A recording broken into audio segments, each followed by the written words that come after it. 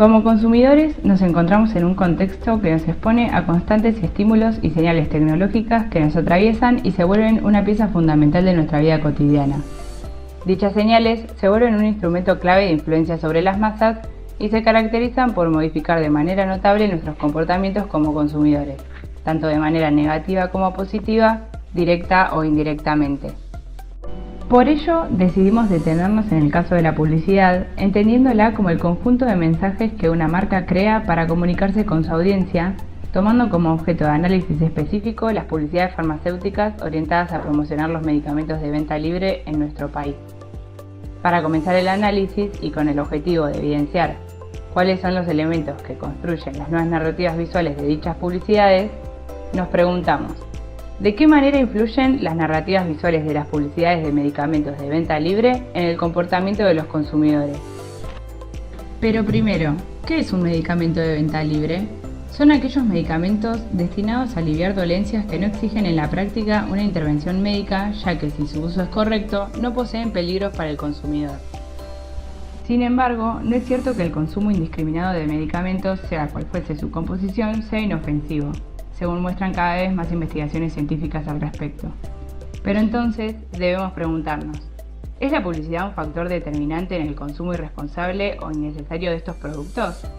¿Cómo se construyen las narrativas visuales dentro de este tipo de publicidades para incitar el consumo de una u otra alternativa para una misma dolencia?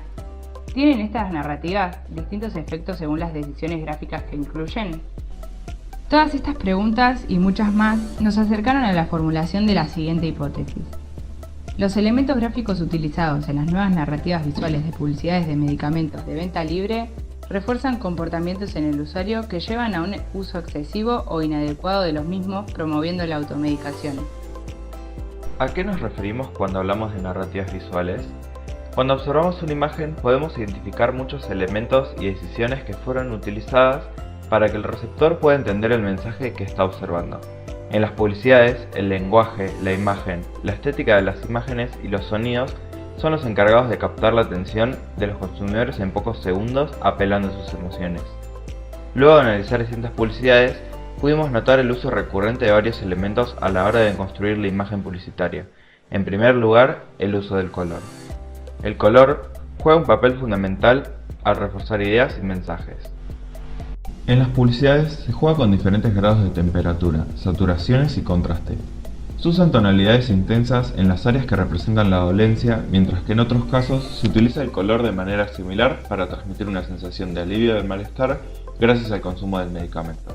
En segundo lugar, observamos el uso de elementos retóricos para reforzar estos mensajes: exageración del tamaño, representación figurativa del dolor, uso de la metáfora, sustitución de objetos o acentuación del efecto positivo del medicamento, entre otros.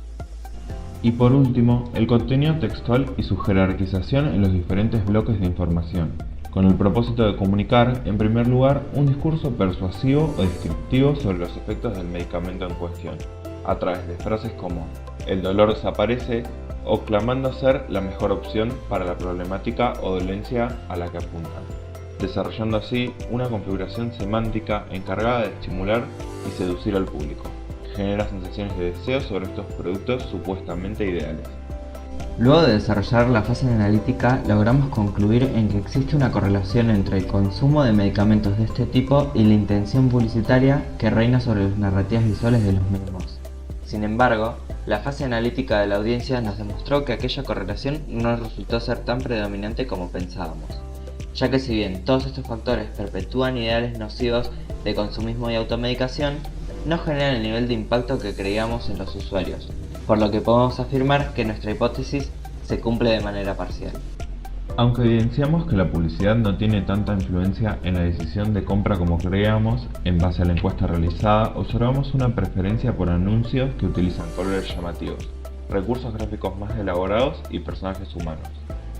Casi el 90% de los encuestados no consumen medicamentos de forma preventiva y un 42% se muestra más confiado en aquellos medicamentos promocionados de manera más seria y por laboratorios reconocidos, aunque un porcentaje significativo de ellos sigue comprando medicamentos de forma preventiva o para guardarlos en caso de una futura necesidad.